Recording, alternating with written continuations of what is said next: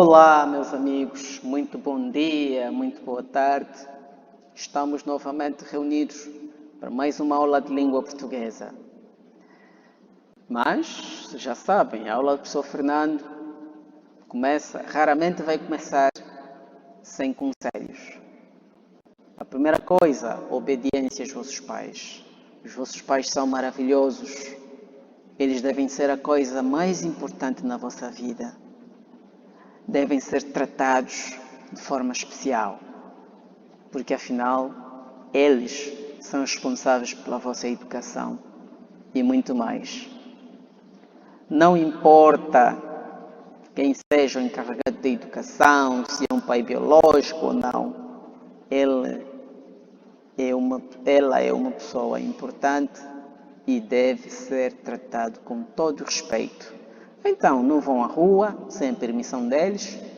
Se tiverem de o fazer, tem que ser na companhia de um adulto. Se tiverem de o fazer, tem que ser mesmo com a permissão deles. E tal como prometemos, vamos continuar a falar dos verbos na nossa aula de língua portuguesa de hoje. E prontos, a vossa máxima atenção. Tempos compostos. Além daquilo que já se tratou na aula passada, vamos continuar a falar dos tempos compostos. Vamos lá ver. Os tempos compostos formam-se com os tempos simples do verbo ter ou haver na voz ativa e do verbo ser na voz passiva, às quais se junta o particípio passado do verbo principal. Eu tenho cantado, por exemplo. Tenho cantado.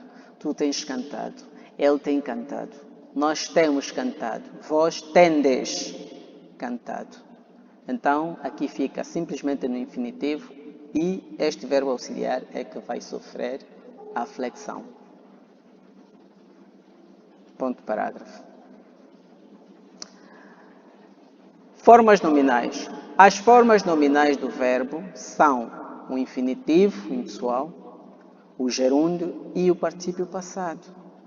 Elas não exprimem por si só o tempo nem o modo. Estão dependentes do contexto. Chama-se formas nominais porque podem desempenhar, de certa maneira, funções equivalentes a nomes. São formas finitas do verbo. O que é isso, infinitivo impessoal? O infinitivo impessoal apresenta a ação em potência, não lhe atribui nenhuma pessoa gramatical, acaba por transformar-se em nome, em frase como, exemplo, teu cantar é maravilhoso. Olha só, eu já dissera, o professor já dissera, que quando aparece o verbo com o radical ou com a desinência do infinitivo, que é a consoante, com a vogal temática e o radical, então o verbo está no infinitivo. Outro exemplo que a gente pode ter aqui, cantar espanta a tristeza. Não sei o que hei de fazer. Então, aqui está no infinitivo impessoal. Gerúndio. O gerúndio apresenta a ação ou estado no seu desenrolar ou na sua durabilidade. Exemplo, ele caminhou cantando. Quer dizer que ao longo do caminho estava sempre cantando. Então, ele caminhou cantando. A expressão cantando está no gerúndio. Tremendo de frio, vestiu o casaco. O que é isso, particípio? Particípio passado. Vamos lá ver. O particípio apresenta o resultado do processo veiculado pelo verbo. Exemplo, escrita a carta. Releu cuidadosamente. Escrita a carta, releu-a cuidadosamente. Vou repetir com mais calma. Escrita a carta, releu-a cuidadosamente. Vamos lá. Escrita a carta, releu-a cuidadosamente. Então, aqui, este A está a substituir a palavra carta. A carta é um nome, tá? A carta é um nome.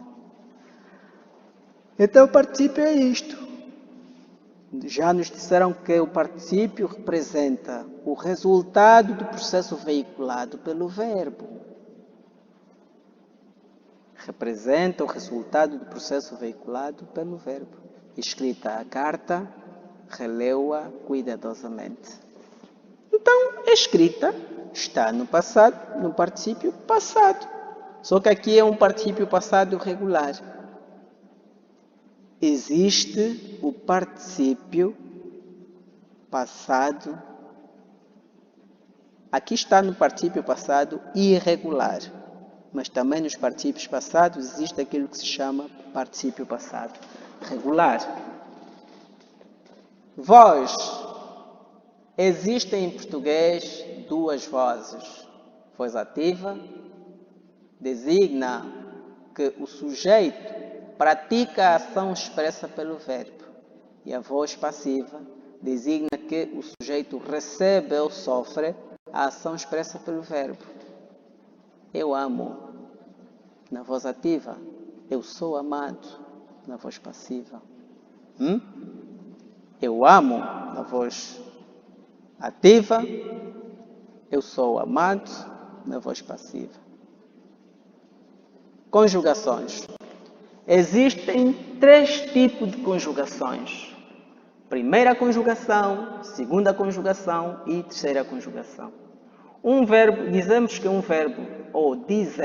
um verbo está na primeira conjugação quando ele tem a vogal temática A. Ou seja, os verbos de tema em A. Os de segunda são os de tema em E e os de terceiro são os de tema em I. Como é que fica então a conjugação na voz passiva? A voz passiva é a forma com o verbo auxiliar, a voz passiva é formada com o verbo auxiliar ser. No tempo e modo que se quer conjugar e o particípio passado do verbo principal. Exemplo, o público aplaudiu a cantora. Isto está na voz ativa. Na voz passiva vai ser: a cantora foi aplaudida pelo público. Conjugação pronominal. Prestem atenção. Então, aqui já estamos naquilo que se chama formas especiais de conjugação. Nas formas especiais de conjugação, tal como quando o professor Fernando mandar a tarefa, vocês vão consultar os vossos manuais, tá? De língua portuguesa, tem ali muito bem patente. Vamos começar primeiro pela conjugação pronominal. O que é isso, conjugação pronominal?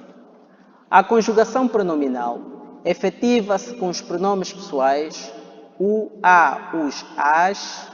A ação do sujeito reflete-se num outro.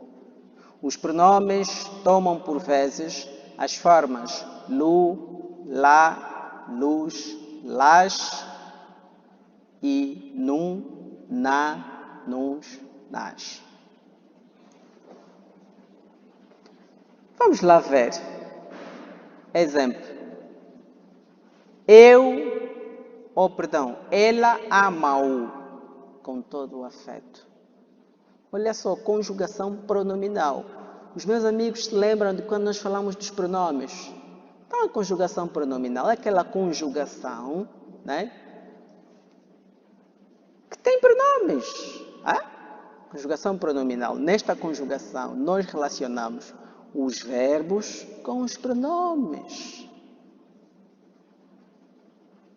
U, A, us, as, lu, lá, luz, las, nu, na, nos, nas.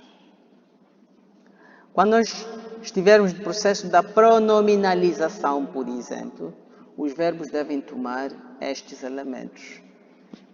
Na conjugação pronominal também é necessário que nós conheçamos a flexão dos pronomes.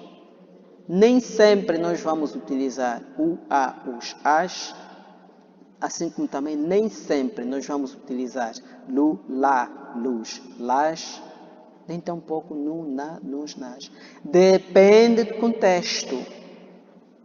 Vamos ver. Ela ama-o.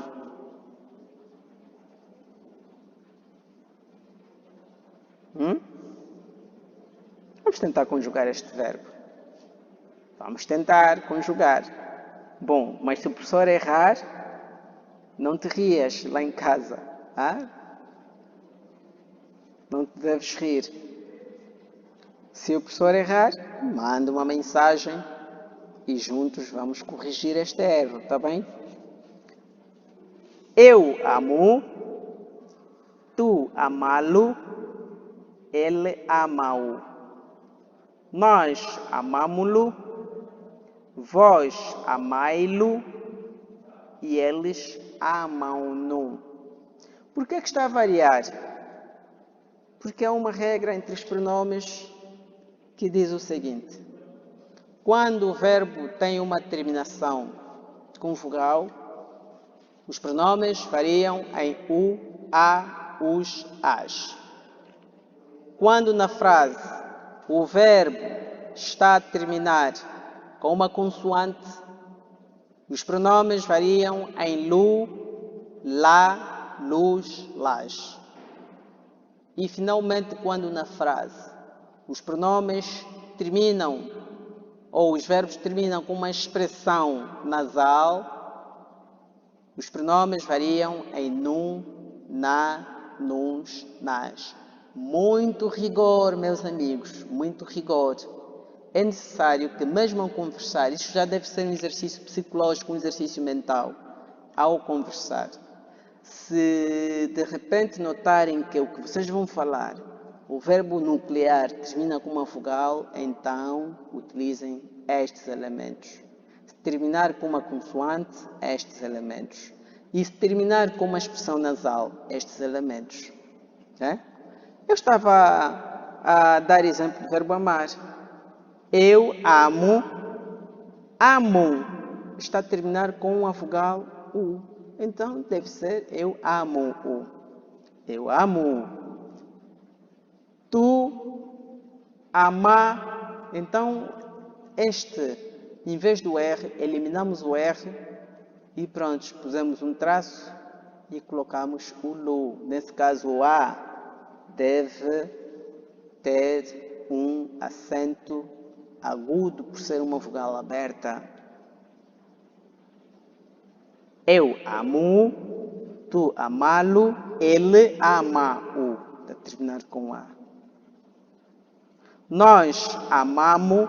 Ali subentende que se não tivéssemos que colocar, se não tivéssemos que pronominalizar, seria nós amamos. E nós amamos leva um S. Então, para pronominalizar tem que ser obrigatoriamente com lu. Nós amamos-lo. Vós amais. Olha só, há ali um S. Eliminamos o S e fica vós amai-lo. E eles amam. Olha só, am. A expressão é nasal, amam. A expressão é nasal. Pronominalizando fica mesmo amam-no. Eu amo, tu amá-lo, ele ama-o. Nós amamos-lo, tá? Vós amai-lo e eles amam-no. Já na conjugação pronominal reflexa. Ok. Vocês conhecem os pronomes reflexos? São estes. Olha só. Conjugação pronominal reflexa é feita com os pronomes me, te, se, nos, vos, se.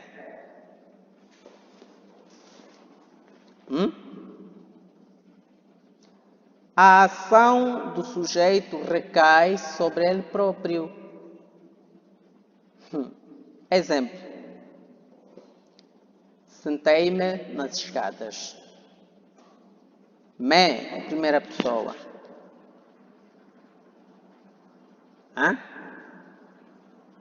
Vamos ver a conjugação. Eu sento-me, tu sentas-te, ele senta-se. Nós sentamo-nos, vós sentai-vos, eles sentam-se. É completo. Meus amigos, a conjugação deste verbo é completo? Sim. Depois de exercitarem, vão ver que é muito simples. E a língua portuguesa, por ser uma disciplina aplicada, é necessário, sempre que vocês tiverem uma explicação desta dimensão lá fora, começarem a praticar. Procurar fazer esforço para praticar mesmo. Falar desta maneira. Vamos lá, meu amigo. Tu sentas-te aqui e eu sento-me ali.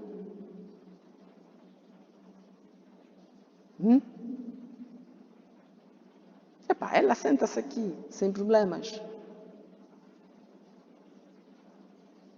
E nós sentamos-nos aqui. É normal. Pode parecer estranho para quem não pratica, quando estamos no meio. Lembrem-se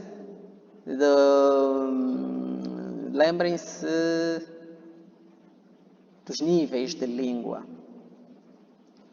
Quando nós falamos em níveis de língua, eu sento-me aqui, nós não estamos a utilizar um nível de língua muito elevado. É a forma normal como se utilizam os pronomes.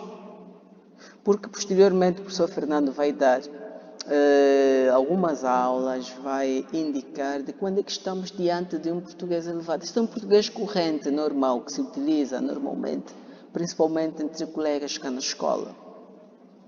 Não é uma linguagem elevada. Então é necessário que cada coisa seja colocada no seu devido lugar. Estão a compreender, meus amigos? E se estiverem, já sabem onde enviar as respostas. Fedena. Agora, existe aquilo que se chama conjugação pronominal recíproca. A conjugação pronominal recíproca é formada com os pronomes pessoais do plural, exprimindo reciprocidade na ação praticada. A ação de cada um dos sujeitos recai mutuamente sobre ambos. Estão a entender? Eu quando digo nós amamos-nos, é quando esta ação vai indicar um plural e vai recair sobre nós os dois. Nós abraçamos-nos, recai mutuamente entre ambos. Vós abraçai-vos, eles abraçam-se. No plural, é que existe uma reciprocidade. Nós amamos-nos. Existe uma reciprocidade de amor. Nós abraçamos-nos. Existe aqui uma reciprocidade e geralmente fica no plural. Neste caso, estaremos diante de uma conjugação pronominal recíproca. Está a entender, meus amigos? Posteriormente, vamos subir para aquilo que as pessoas têm achado como complexo, mas na verdade não é complexo, é uma questão de treino, é necessário praticar mesmo. O que é uma conjugação perifrástica? Vamos lá. A forma perifrástica é constituída por um verbo principal no infinitivo ou no gerúndio. Perdão, vamos lá.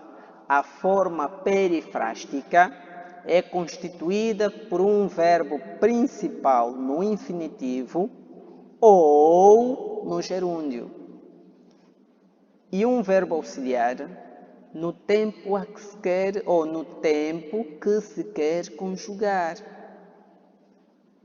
Alguns dos verbos auxiliares da conjugação perifrástica são, só na conjugação perifrástica, são ir, vir, andar, dever, deixar, estar, ter, haver, começar, acabar e continuar. Então, bom, na perifrástica existe um período frásico. Olha, período frásico. Existe um período de frases. Estão a perceber? Vamos lá ver. Isso tem que ver muito com a durabilidade do assunto. Eu tenho de comprar o livro. Estamos nas formas especiais de conjugação. Eu tenho de comprar o livro. O verbo auxiliar é o verbo ter. E o verbo principal nuclear que a gente está cá a conjugar, depois desta preposição de, é o verbo comprar. Como é que eu vou conjugar? Como é que eu vou utilizar a conjugação perifrástica? Ao utilizar a conjugação perifrástica, nos verbos compostos, não foge muito. Olha só.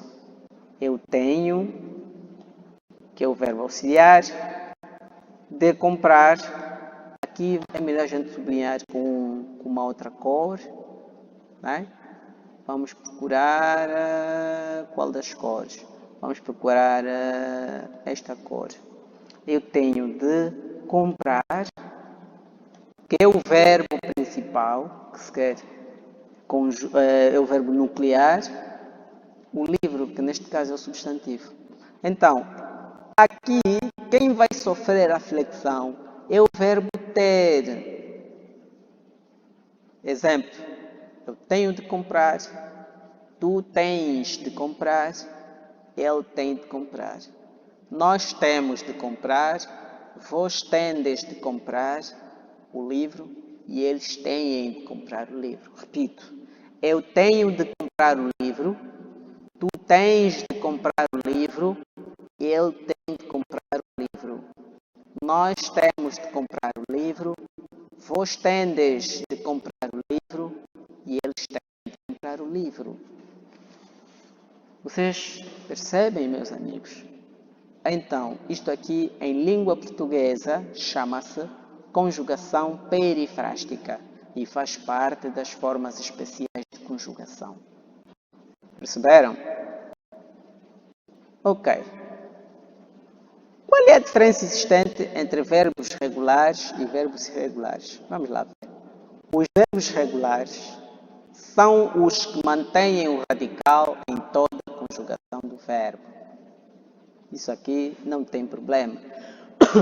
O verbo cantar tem o radical cante.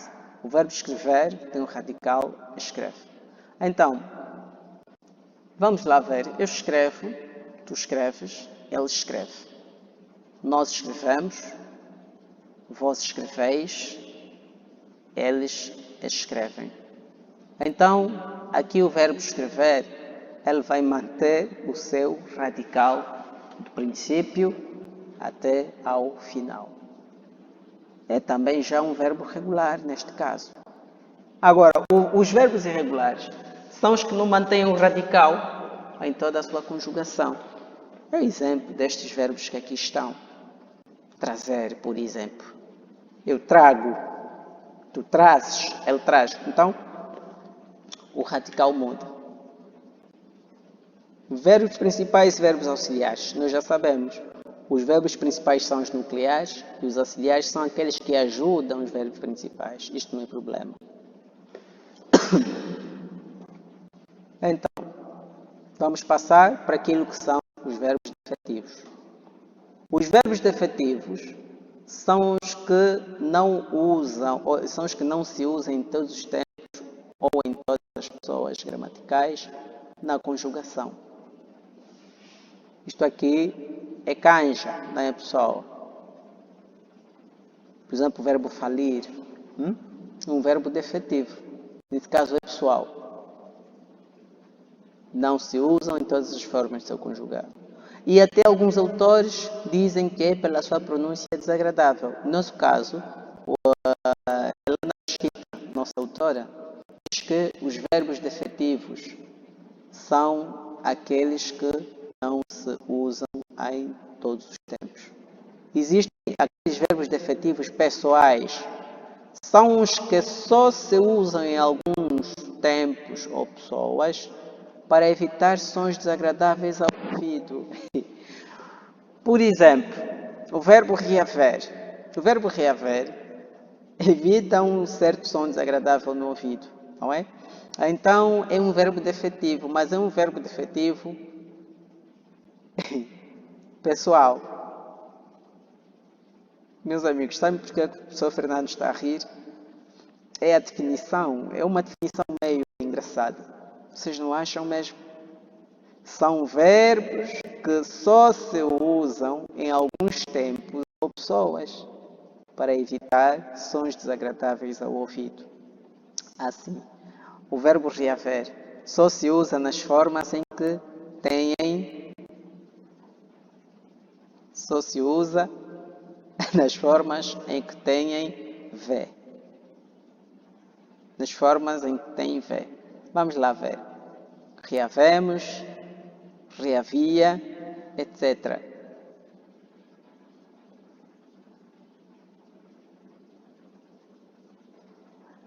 Vamos lá ver também o verbo falir.